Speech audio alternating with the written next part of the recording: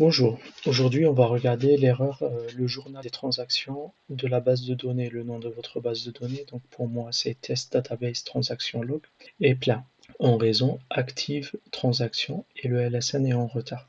Donc cette erreur-là, ça vient de quoi? Ça vient du fait que j'ai exécuté la requête delete d'un coup, donc sur une table que j'ai nommée une table lourde. Donc cette table lourde, elle a pas beaucoup de lignes. Au moment où on exécute, ben, on se rend compte qu'elle est, enfin, c'est pas des millions de lignes, mais on n'arrive pas à le faire en une seule transaction. Pourquoi? En fait, on a le fichier qui nous permet de loguer les transactions. Il est trop petit et du coup, quand on lui demande une transaction trop lourde qui nécessite trop de log, il va vite arriver à saturation.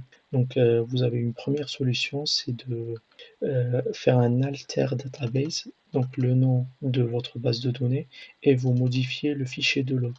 Donc, le fichier de log, vous le récupérez par cette requête-là et il va vous donner où est-ce qu'il se trouve. Donc ce fichier-là, vous récupérez son nom et en fait à ce niveau-là, vous augmentez la taille. Et comme ça, quand vous allez réexécuter la requête, vous n'avez pas de cette erreur. Nous, dans notre situation, on va partir du principe qu'on n'a pas les droits administrateurs pour exécuter ça et pour dépasser cette erreur. Donc la deuxième solution, c'est de découper la transaction de delete ou de insert à une petite transaction, c'est-à-dire qu'on va delete supprimer que par des petites tranches de 50 ou 20. Donc là, par exemple, j'ai mis l'exemple de delete from. Et là, on fait un ID between la pile que vous voulez supprimer. Sinon, en fait, on a la possibilité de faire le insert. Et pareil, on va faire un top 100. Donc là, on va exécuter cette requête-là et on va aborder un deuxième point qui est cette partie-là. Ça peut rester, ça dépend de la mémoire. Donc là, c'est passé. J'ai exécuté juste 100, c'est passé. Donc la deuxième fois, c'est pas passé. Donc ça dépend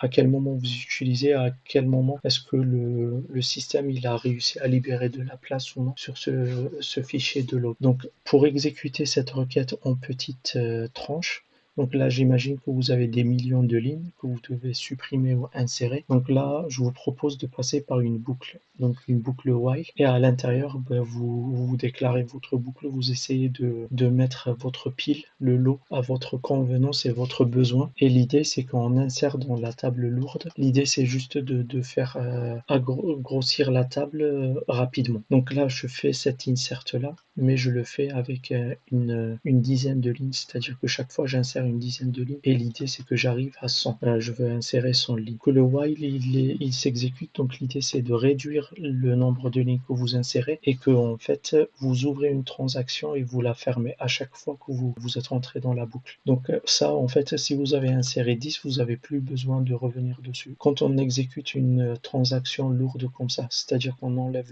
le 100 et on va exécuter, il va récupérer par exemple 10 000. Là, si la transaction est plante, il n'y a aucune ligne qui sera insérée. Dans une boucle while comme ça, en fait, la transaction, elle est ouverte et elle est fermée à la fin.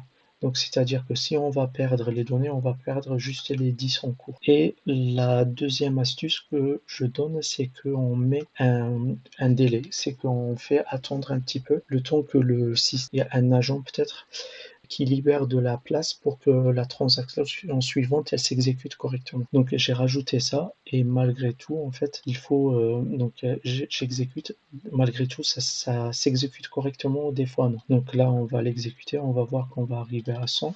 Peut-être oui, peut-être non. Donc là on est donc inséré 30 et là à 70 il a planté. On va faire la même chose et donc il va prendre quand même le temps de rester 4 millisecondes. Donc là on a inséré et là il est arrivé jusqu'à 100. Donc voilà, l'idée c'était juste de vous présenter comment est-ce que c'est possible que ça se produit. Donc vous avez la possibilité d'aller faire un alter. Cet alter là c'est exactement où il se passe au moment de la création de la base de données. Donc là je l'ai fait exprès pour avoir une taille très petite pour que ça soit pour l'exemple. Quand vous êtes en situation réelle, ben, j'imagine que vous pouvez monter à des gigas. Mais l'idée, c'est que si vous n'avez pas les droits, sachez que réduire les transactions, ça peut fonctionner. Sachez que si vous faites des transactions de 100 et vous committez pas la transaction, vous risquez de perdre les centaines de lignes. Donc, ça serait utile de faire transaction par transaction, réduire au maximum. S'il arrive au 100, d'accord, si on va réexécuter, il va arriver par exemple à 50, c'est déjà ça. Donc ça vous oblige pas de revenir. Donc là, il est arrivé à 90 et on voit bien qu'en fait, c'est toujours la même erreur. Alors que tout à l'heure, il a passé jusqu'à 100. Voilà, c'était l'idée de cette vidéo, c'est pour partager avec vous cette petite astuce qui me permet, en tout cas moi, j'ai pas les accès forcément tout le temps pour faire des shrink database ou enfin, d'être administrateur de la base de données et qu'on peut débloquer la situation au lieu de rester désarmé face à un blocage comme ça. Si vous avez des retours d'expérience ou vous avez d'autres idées, n'hésitez pas à les partager en commentaire et je vous dis à très bientôt.